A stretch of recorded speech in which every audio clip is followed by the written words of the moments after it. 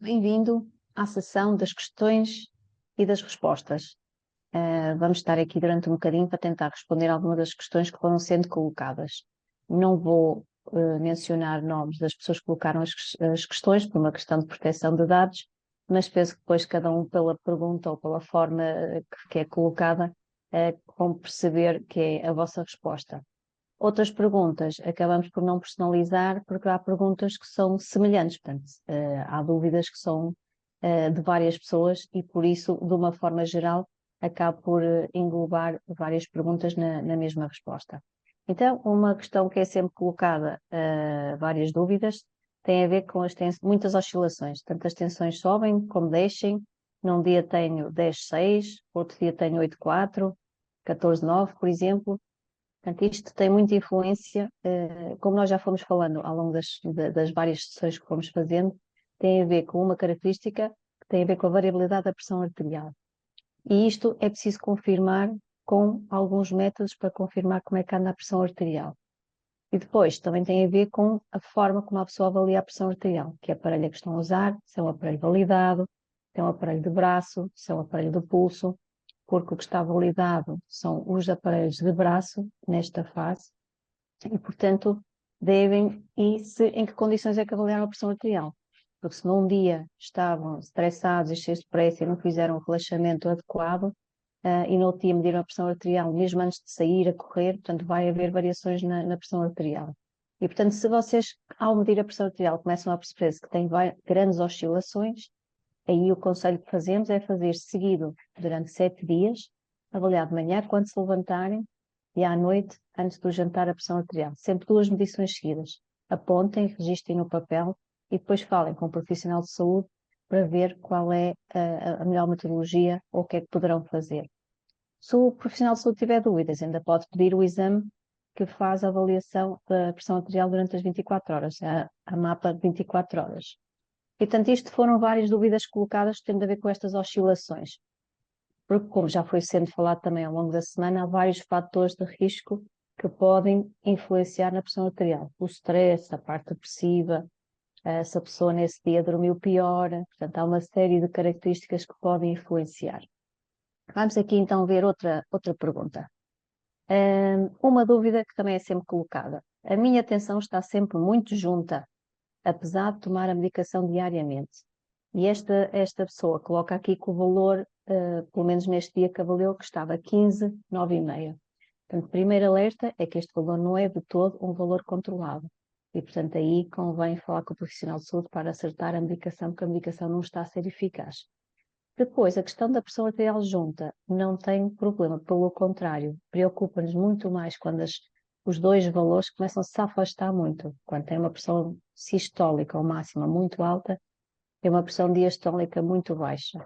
Isso sim é mais preocupante, que é sinal que as artérias estão a ficar com rigidez e já pode haver alguma doença arterial periférica, um problema a nível das artérias, mais a nível periférico. E, portanto, ter as tensões juntas não é preocupante. Preocupa-me é este valor que não está efetivamente controlado. Como já foram assistindo ao longo da semana, em casa a pressão arterial tem que estar abaixo dos 135/85.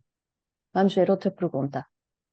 Aqui, outra dúvida que é colocada é alguém que já é hipertensa há muitos anos e que no início precisava de vários medicamentos e com o tempo a pressão começou a descer e até se começou a sentir mal, começou a ter tonturas. E nos últimos dias as tensões andam as máximas nos 12,3 e as mínimas no 7,8 e que até decidiu começar a fazer a medicação dia sim, dia não e pergunta-nos qual é a nossa opinião. Portanto, fazer a medicação dia sim, dia não para a hipertensão arterial não é uma boa opção. Aqui é preferível ir reduzindo a dose ligeiramente e isso sempre acompanhado da ajuda de um profissional de saúde, mas não fazer medicação dia sim, dia não. Porque no dia que não toma a medicação, a pressão arterial pode realmente subir e nesse dia as coisas podem não correr tão bem. Outra pergunta. Aqui temos, por exemplo, um utente que está a dizer que tem realmente a pressão arterial elevada, também tem um problema de peso muito alto, que já tem pressão arterial já há alguns anos e que a pressão arterial neste momento anda nos 15,9 e que toma 3 fármacos diferentes.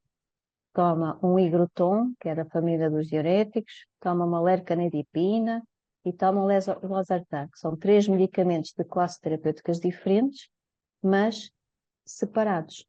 Portanto, primeiro alerta, esta pressão arterial, mais uma vez, não está controlada. Precisamos de fazer aqui algum ajuste na medicação. E depois, o doente pergunta se não há forma de fazer só um medicamento. E tem toda a razão. Portanto, hoje em dia, com as opções terapêuticas que nós temos, não justifica estar a fazer 3 comprimidos em separado. Aqui já existem várias opções em que os comprimidos, com um único comprimido, nós conseguimos ter 2 princípios ativos ou até 3 princípios ativos. Portanto, este senhor poderá precisar de 3 princípios ativos num único comprimido, porque nós sabemos se isso, quando isso ocorrer, é muito mais prático para quem está a tomar, a probabilidade de esquecer é muito mais baixa e mesmo em termos de eficácia e de efeitos laterais vai ser muito melhor. E, portanto, existem essas opções e por isso deve falar com o seu médico e pôr-lhe essa questão de que tem dificuldade em tomar os 3. Isto leva-me a outro assunto, que tem a ver com a adesão terapêutica. Portanto, a melhor hora para tomar um comprimido é precisamente aquela hora em que vocês não se esquecem de tomar. Se vocês têm uma rotina diária e de manhã acham que aí é mais fácil de se lembrar todos os dias de tomar comprimido, tomam de manhã.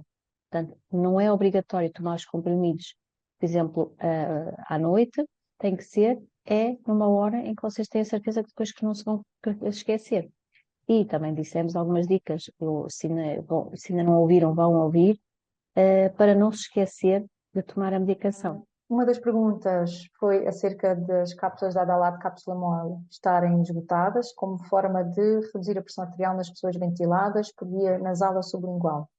Bem, na verdade, em regra geral, isto assumindo que há algum profissional de saúde que coloca esta questão, nas urgências, aliás, nas emergências hipertensivas, geralmente nós preferimos fármacos por via endovenosa, nomeadamente o Latolol ou outros conforme indicação clínica, mas por via sublingual também podemos, por exemplo, aceder ao captopril.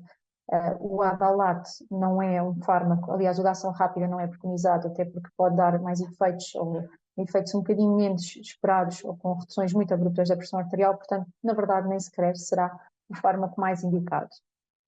Outra questão que nos foi colocada é se é possível reduzir a pressão arterial sem medicação. Na verdade, é possível se ela não for demasiado alta, não dá para reduzir grandes valores, mas há certas medidas que nós temos falado nesta semana que, obviamente, contribuem para a redução da pressão arterial, nomeadamente o exercício físico, mesmo moderado, a redução da quantidade de consumo de sal, a redução do álcool, a cessação do tabaco, os cuidados alimentares, nomeadamente com maior consumo de frutas e verduras e, obviamente, a redução das gorduras. Isto são medidas que vão contribuir para a redução da pressão arterial. Outra das questões que foi colocada é relativamente à expressão da tensão nervosa, se isto é real e se realmente qual é a nossa opinião acerca da pressão arterial mais elevada sempre relacionada com o stress. Não existe propriamente uma hipertensão nervosa. É obviamente que os fatores de stress e emocionais, nomeadamente o trabalho, uma vida agitada, conseguem elevar de alguma forma a pressão arterial. Mas se esta for persistentemente elevada e se esse for o nosso nível normal e habitual, o nosso dia-a-dia, digamos assim, é porque é necessário medicar. E não é apenas a exibição, por exemplo, do trabalho que vai ajudar a reduzir a pressão arterial. Outra das questões colocadas é qual é o valor da tensão considerado normal? Este também já foi respondido num dos nossos vídeos, mas acima de tudo e de uma forma geral, a pressão arterial deve estar sempre abaixo dos 14 de máxima e dos 9 de mínima. Seja o 14 ou seja o 9 já é considerado hipertensão. Portanto, o ideal é estar abaixo destes, sendo que se nós quisermos chamar numa pressão arterial ótima, estamos a falar dos 12,7 ou dos 13,8, assim, arredondando de uma forma mais geral e mais simples. Outra pessoa colocou também aqui a questão quais são as causas da hipertensão.